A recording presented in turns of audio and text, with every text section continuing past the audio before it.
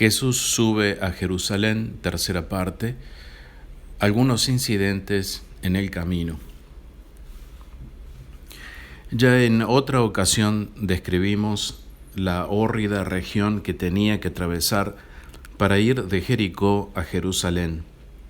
Al menos ahora la cruzaba rodeado de una multitud ardorosa, en medio de la cual caminaba como valiente capitán a quien no espanta ningún peligro. Esta multitud que le servía como de cortejo triunfal se componía en gran parte de peregrinos que también iban a Jerusalén para celebrar allí la fiesta de la Pascua. Todo induce a creer que aquel día era viernes. Había de transcurrir, pues, una semana justa antes de la pasión y muerte del Salvador. Volviendo a nuestro propósito, es de saber que a la hora misma en que Jesús salía de Jericó, dos ciegos estaban sentados a la vera del camino de Jerusalén, muy cerca, pero fuera de la puerta, implorando limosna de los que pasaban. Al oír un alboroto desusado de pasos y voces, preguntaron cuál era el motivo de aquel concurso extraordinario. Como se le respondiese que Jesús de Nazaret pasaba por allí, se pusieron a gritar: «Hijo de David, ten misericordia de nosotros». Con este nombre claramente proclamaban por Mesías a nuestro Señor, pues como en otro lugar demostramos, el título de Hijo de David era el más popular que por entonces se daba a Cristo. Y es significativo el cambio que los dos ciegos hacen en la denominación empleada por la multitud. Aquellos desventurados habían oído hablar de enfermos semejantes a ellos, a quienes Jesús había devuelto la vista, y confiaban que su compasión omnipotente no les negaría a ellos idéntica merced. Los que iban a la cabeza del cortejo, no viendo en los dos ciegos sino vulgares mendigos, y temiendo sin razón alguna que molestasen a Jesús, aquellos gritos descompasados que turbaban la armonía de aquella procesión casi triunfal, les mandaron ásperamente que callasen, mas ellos no se amedrentaron, antes gritaron más fuertemente con su voz lastimera y monótona: «Señor, Hijo de David, ten misericordia de nosotros». Era tan preciosa la ocasión que se les ofrecía de recobrar la vista, que no es maravilla que con ahínco quisieran aprovecharla. Varias veces hemos visto cómo Jesús en casos parecidos imponía silencio a quienes proclamaban públicamente su dignidad de Mesías, mas ahora implícitamente acepta el homenaje que se le tributaba. No iba a Jerusalén como deliberado propósito de entrar en ella triunfalmente como Mesías. Cuando oyó aquellos gritos angustiosos, se paró y ordenó que se le llegasen los dos enfermos. Se calmó con esto la multitud, que viendo cómo Jesús se interesaba vivamente por la suerte de aquellos infelices, cesó de denostarlos y aún llegó a dirigirles palabras de afecto. «Tened buen ánimo», les dijeron, «levantaos, Él os llama».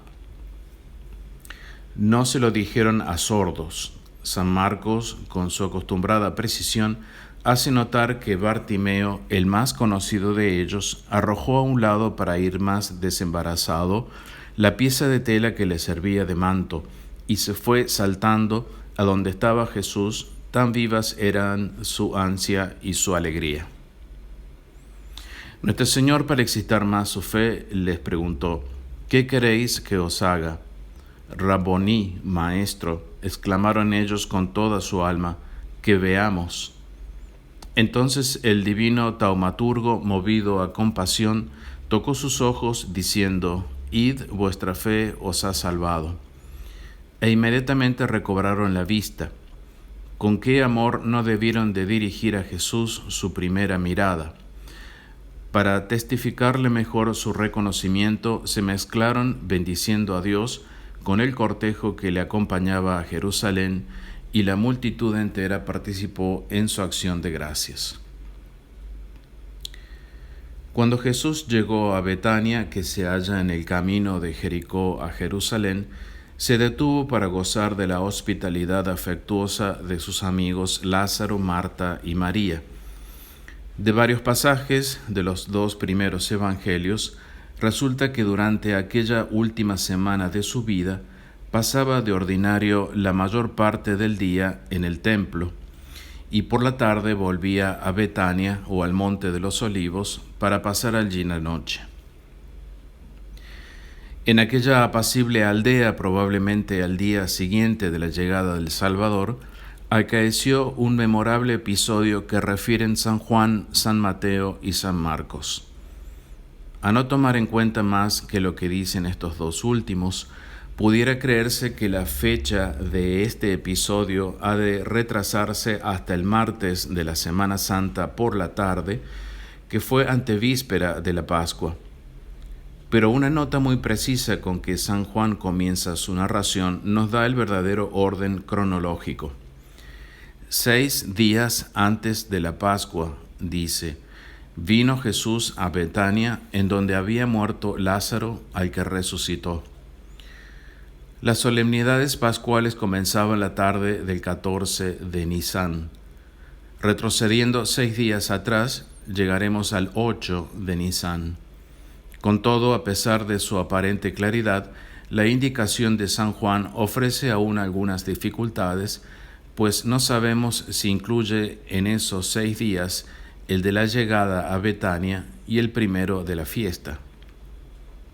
Mas como quiera que sea, los cálculos que luego haremos nos demostrarán que la entrada de Jesús en Jerusalén ha de ponerse en un domingo, y como San Juan nos dice que esta misma entrada acaeció al día siguiente del banquete y de la unción de Betania, cosa clara es que estos dos hechos sucedieron en sábado. Como estaban prohibidos los viajes en día de sábado, de creer es que nuestro Señor llegó a Betania el viernes precedente por la tarde.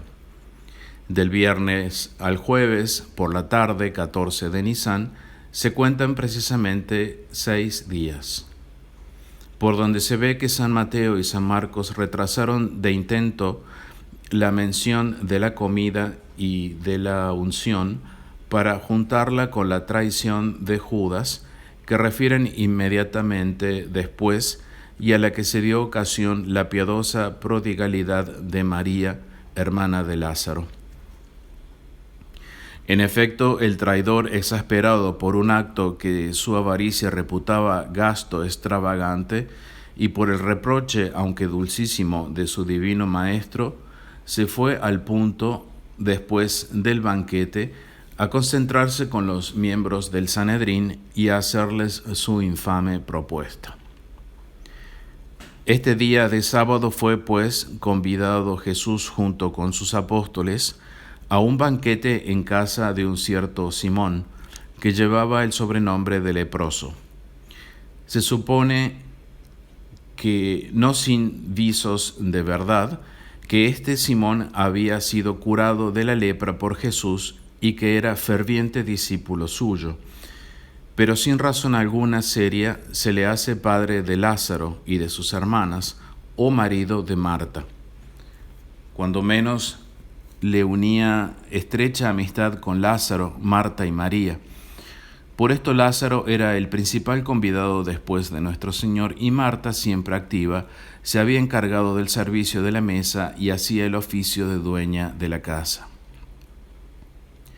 También María va a manifestar una vez más su temperamento apasionado y su afecto hacia el Divino Maestro. Cuando ya los convidados estaban recostados en los divanes que había en torno a la mesa, se colocó ella detrás de Jesús.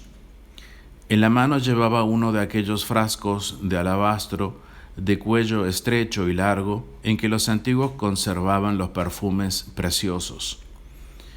Este vaso contenía 1 libra entera, unos 330 gramos de purísimo aceite de nardo, como nota expresamente San Marcos. El nardo, cuyo nombre está tomado del sánscrito, lengua de su país de origen, la India oriental, es una pequeña planta de la familia de las valerianáceas, de cuya raíz, hojas y espiga se obtiene el perfume líquido del mismo nombre, que era muy apreciado de los antiguos. Llegándose respetuosamente a Jesús, María quebró el frágil cuello de su vaso de alabastro y vertió su contenido parte sobre la cabeza y parte sobre los pies del amado Maestro. Luego enjugó estos pies sagrados con sus cabellos, como en otra ocasión había hecho la pecadora. Y toda la casa, observa a San Juan, que asistió a esta escena, se llenó del olor exquisito del perfume. Parecía que acto tan noble y generoso solo admiración debía excitar, pero fue severamente censurado por algunos discípulos del Salvador, que no acertando a ver en él más que una inútil prodigalidad, se dieron a murmurar y a expresar su desagrado. Judas Iscariote, que fue el instigador, llegó a decir: ¿por qué no se ha vendido este ungüento por 300 denarios que se pudieran dar a los pobres? 300 dinarios para aquella época eran una suma considerable, casi lo que ganaba un jornalero trabajando todo un año. Plinio menciona algunos perfumes que valían hasta 400 denarios la libra. Una observación de San Juan nos manifiesta cuáles eran las verdaderas intenciones de Judas, que él procuraba ocultar con hipócritas palabras. Eso decía no porque se curase de los pobres, mas porque era ladrón y tenía la bolsa, se alzaba con lo que echaban en ella.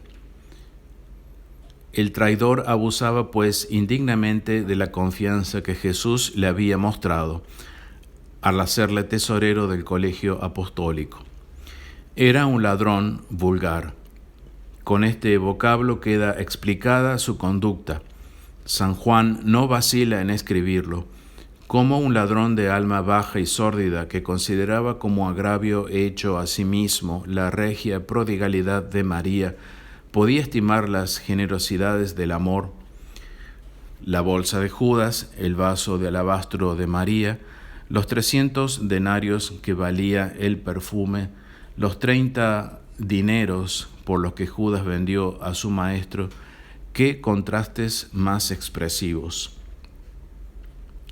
Jesús, que había oído aquellas extrañas murmuraciones, tomó al punto la defensa de María y con tranquilidad pero con firmeza reprendió aquella miserable cortedad de espíritu que había impedido a algunos de los apóstoles entender que, además de los deberes cotidianos de la caridad, hay circunstancias extraordinarias en que la piedad se ha de manifestar más libre y generosamente.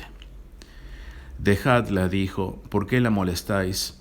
Ha hecho una buena obra conmigo, porque siempre tendréis pobres con vosotros, y cuando quisiereis podéis hacerles bien, mas a mí no siempre me tendréis.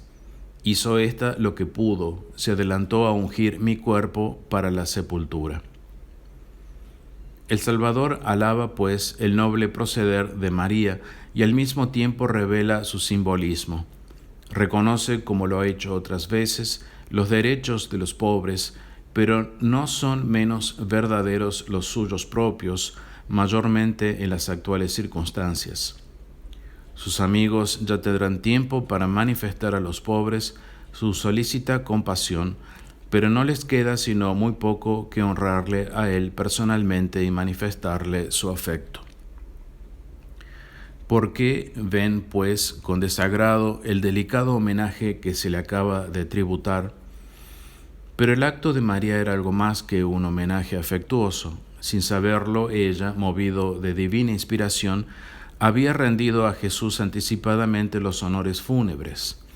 En efecto, como lo veremos con ocasión de la sepultura de Jesús, En Oriente las familias ricas ungían con aceites perfumados los cadáveres de sus difuntos y los envolvían en lienzos bien embebidos de sustancias aromáticas. Al elogio, que era a un tiempo apología, añadió el Salvador una recompensa, cuyo efecto dura aún y durará hasta el fin de los siglos. En verdad os digo que dondequiera que este Evangelio fuere predicado por todo el mundo, también lo que ésta ha hecho será contado en memoria de ella. En esta frase solemne hay dos profecías, una de orden general, que anuncia cómo el Evangelio de Jesús será predicado en todo el mundo, y otra personal en que promete a María una gloria que su humildad estaba muy lejos de esperar, la gloria de que su nombre quede siempre unido al del Salvador en la predicación del Evangelio. De esta forma, la hermana de Lázaro, con rendir homenaje a aquel de quien ella y los suyos habían recibido tantos beneficios, se erigía a sí mismo, sin sospecharlo, eterno monumento de gloria.